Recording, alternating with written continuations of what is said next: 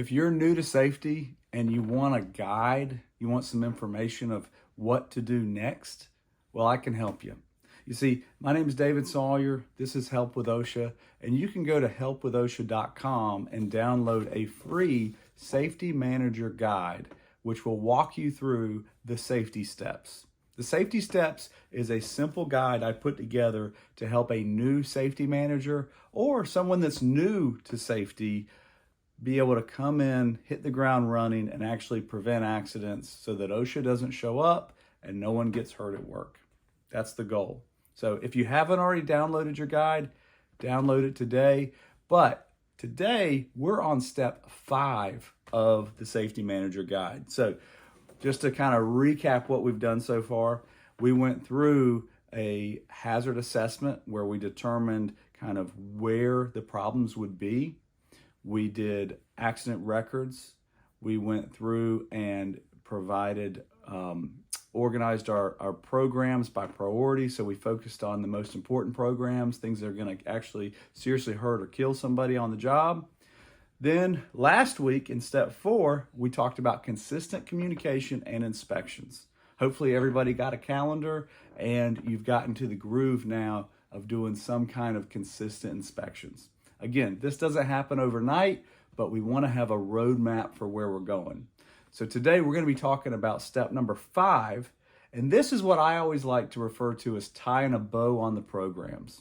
So we started out by focusing on the most important safety programs. I mentioned these are usually lockout, tagout, confined space, fall protection. Now we're going to go back and we're going to finish the written safety programs.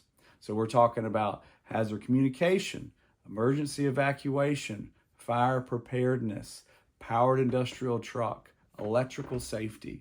There's a lot of resources available online. Obviously, use me as a resource. I can help with much of this stuff, a lot of this stuff, all of this stuff. But it's important that you go through and you customize the written program to fit your company.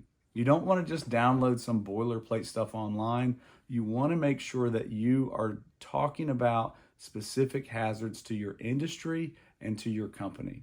We want to have names of people. We want to have departments. We want to have chemicals.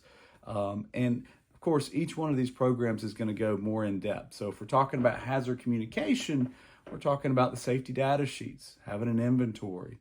And that's why it takes a little while to build out these programs.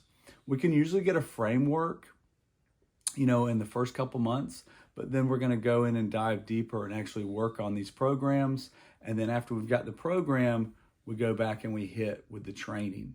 So on your calendar, we want to develop a consistent routine, a rhythm to where we're going through and we're doing training every month.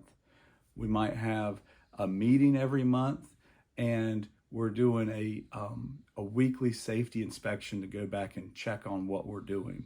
So tying a bow on the programs, hopefully this can be done so that everything is complete and you have it mapped out for the whole year.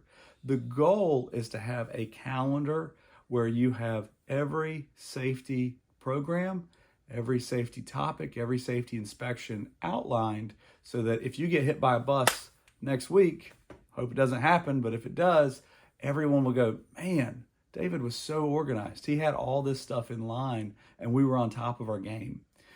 Don't forget, we're not doing this because we love paperwork, all right? Trust me, if you know me, I don't love paperwork, but what I love is consistency because it saves you so much headaches in the long run. So we want to put together a program that is going to provide consistent training and inspections so that no one gets hurt at work.